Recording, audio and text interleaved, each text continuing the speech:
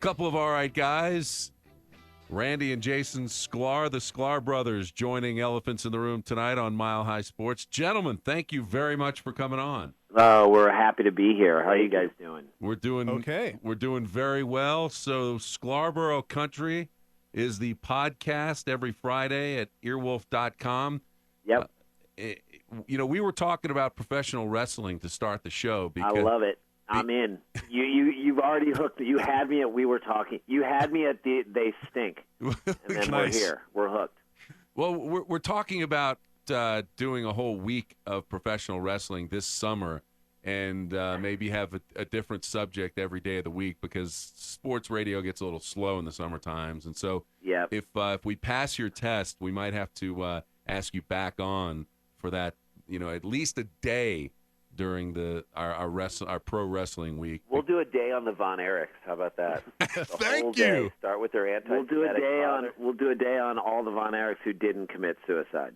The whole Were day. you guys listening to our show beforehand? Because it essentially focused in on the Von Erichs, me saying they're a bit overrated because every move they had was essentially just grabbing a guy and standing there. Yeah, and Renaud loves them. It was a claw of some sort. It Yes. was like a brain claw, a stomach claw, Iron Claw? There was the boob claw. You have no idea. This is exactly what we were talking about. And I used to perfect the claw on my little sister Tig.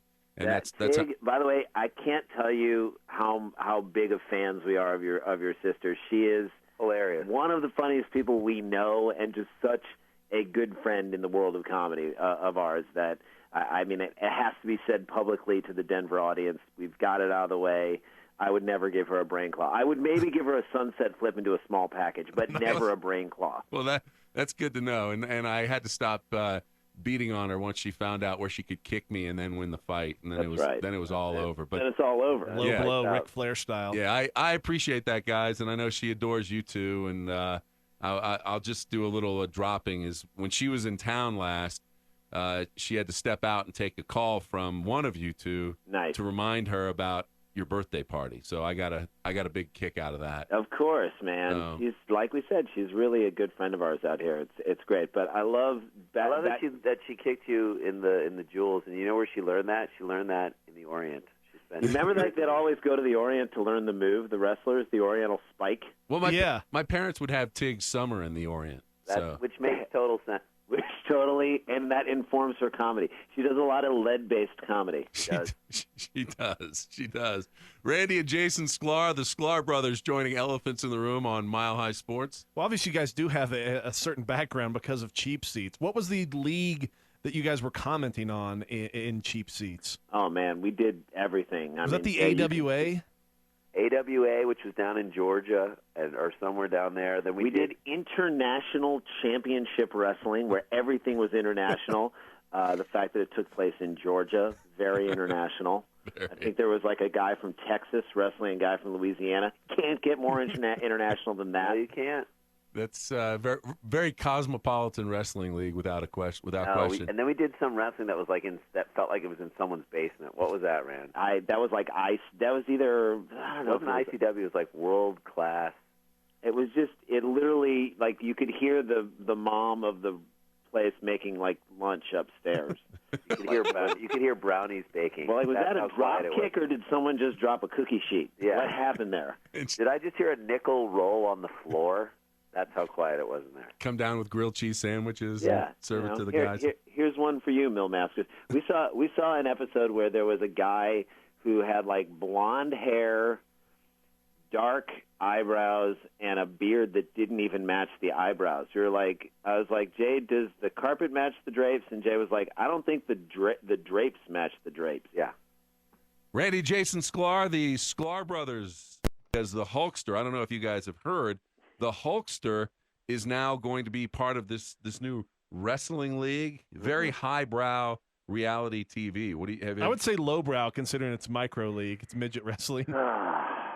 It's like, are you fans of Mini Kiss? Yeah. There you go. Yeah. To me, I feel like he's literally. I don't know what's worse, like Terry Funk wrestling for his lunch at a state fair in Nebraska, or Hulk Hogan. I'm like, how much? I thought Hulk Hogan hit rock bottom in the Rena Center commercials. with Now Troy Aikman. This definitely brings it down to a new level. And Troy Aikman is probably like, thanks for letting me off the hook, buddy. Not in line for a Clio award, I don't think. I don't think so. I really don't think so. Hulk definitely peaked on American Idol a few weeks back. And then, like, it was almost like, all right, dude, you got this whole huge stage. What are you going to tell everybody that you're doing? I'm teaching midgets to wrestle. Great. Everyone's like, oh, ouch. Oh, I thought you were doing something good. I thought something good was going to happen. I thought you were opening a library. You know Yeah, what? something. No. Well, you guys have commented on so many different things, be it essentially basement wrestling or Steve Garvey hosting a fishing tournament. Mm-hmm. What's the next thing that could be commented on at this point? Mystery Science 3000 did TV shows. You've had plenty of DVD commentaries out there. What's the sort of next medium that could be commented on in that style? Well, I would actually say that, truthfully, we use Twitter that way. We have a Twitter account at Sklar Brothers, and we'll live tweet all major events. So if it's the NCAA Finals or the Super Bowl or the Academy Awards or Golden Globes, and I think just live tweeting major events where millions of eyeballs are on something and everyone's having a sort of communal experience watching something and making jokes about it. I think that's the next thing. I know it's not a funny answer, but it's true. What if we started commenting on people as they're tweeting? Like, that would be the most meta thing ever. How meta? That would be so meta. It would be so meta. Literally, we just start making fun of people as they're watching sporting events. Just going around to the outside parking lots and watching how drunk people get. Yep. You just be careful if you go to a Giants-Dodgers game. Oh, my God. Oh, my God. Wow. Talk about MMA. It was like an MMA fight. We've been to some Dodger games and we're from St. Louis, so we've worn our Cardinals jerseys there and literally feared for our lives. Randy, Jason Sklar, the Sklar Brothers. Check out their podcast at earwolf.com. It's every Friday. Sklarboro Country is the podcast. How long have you guys been doing the podcast? We've been doing the podcast now. We're on episode 38. We're going to record this week. So since August. And it's been great. I mean, we kind of, we fill in for Jim Rome when we're filling in for him on the 22nd of this month a lot of times. And we do it every few months, and people, obviously crazy stuff would happen. Like, we sort of wanted to create some sort of a show where, like, if Lawrence Taylor is downgraded to a level 1, sexual predator, we need to be there to comment on it. We need a show. Yeah, I was gonna mention, if he's a level 1. Yeah. Then what level does it go to? Is this I need a coding system like the alert system for something like this. We're at an orange alert. Like, Lawrence Taylor is out in the city. We're at an orange alert right now. Yeah. So is that one of the more bizarre stories, the whole Lawrence Taylor?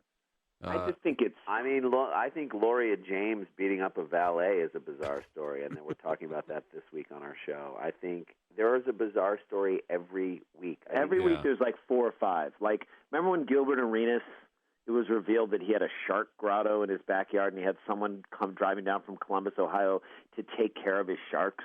And he had 2 little kids. He had 3 kids under the age of 6. Now, I'm going to just say this. Like, as a parent of 2 kids age 6 and 4, if you just had a grotto in your backyard, that would be dangerous. That's bad parenting. Let's fill it with sharks. You're going to add sharks to that? Like, the 2-year-old is literally just waiting in the water. No. Kids don't know that. They don't think, they think sharks, you can pet them. So you guys are from St. Louis. I'm from there, too. I didn't realize that was your really? stomping grounds. I grew up in Chesterfield for part of it. You were right by us. We were Creve Coeur. No literally kidding, right there. wow. Did you go to Parkway Central or Parkway West? I went to Highcroft Ridge Elementary School. Wow. Before I got out of there. And then you just kind of graduated. You declared yourself to the radio early. I said I'm taking my talents to Mile High Sports Radio. No, you did not. Good call. How did you came out as a 6th grader? That was how does a kid growing up in Creve Coeur become a sports nerd? When did it first start happening for you guys? I think we had some great sports announcers when we were kids and great teams. The Blues were great. We had Dan Kelly, and our dad. Yeah. Our dad. The old Checkerdome. He has a Checkerdome scene. But Dan Kelly was a world-class announcer, as was Jack Buck. For some reason, St. Louis just attracted really high-quality announcers. And when you listen to games be told by those people, you can't help but be excited about it. And our dad was into sports, and we played a lot of sports. So, But the thing is, we would get like super excited about really small, nerdy stuff. Like Mike Laga hits not a home run, but a foul ball out of Busch Stadium. We thought it was the greatest thing ever. So when you thought Mike Lawless, So we'd come to games and make signs for Jose Oquendo. I mean, we were the kinds of people who wanted, I don't know, we just wanted to celebrate the people that no one knew. There was a kicker on the football Cardinals whose name was Novo Bojovic. And I remember when he came to, he was like, this is after we had like Neil O'Donohue was one of our kickers who was terrible. They fired him. So this guy, Novo Bojovic, kicked a 52-yard field goal, ran into the end zone, and then spiked the ball. And then injured himself. Martin Grammatica style. So you guys thought that Mike Tyson, when he was boxing, was Mike Tyson, the infielder? Second baseman. Very nice. Tom Lawless, could he have thrown his bat higher on his unexpected home run during the World Series? Stuff like that. That's the kind of stuff we... How about the fact that Tiger Woods' new girlfriend, who was her biological father, is Jeff Lottie, former bullpen by committee pitcher for the Cardinals. That is mind-blowing. She's been ridden hard and put away wet. There's no question about that. Definitely. And Tiger has the Crayola pictures to prove it. Yep. Just for Tiger's sake, let's hope this becomes a slump buster situation, too. I agree. I say the dirtier the girl, the better he starts playing. Yeah. So, guys, what would you say your favorite sport is? I'd say college football. Yeah, we went to the University of Michigan, so we're big college football fans and get excited around that time of year. And then there were baseball Cardinals fans. I'd say college football, then baseball. It goes in that order. And when were you at Michigan?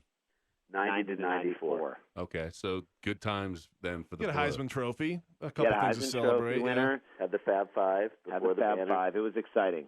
I just finally watched the Fab Five documentary there, and it just seemed so much posturing for a team that ultimately never won the big prize. Here's what I'll say, though. You can't say every single one of those guys, if you look at what they're doing now and how articulate they were. Like that was riveting. In their interviews, you're like, oh, they all turned out great. Everybody thought they were thugs, but they're like doing community service. Yeah, they were probably the most influential group of players who never won a final. Like they changed the way kids dressed. They changed the way NBA players dress. I mean, they kind of changed the look and the style, and they were pretty cool. It was an exciting time to be at Michigan because our freshman year in 91, they were awful.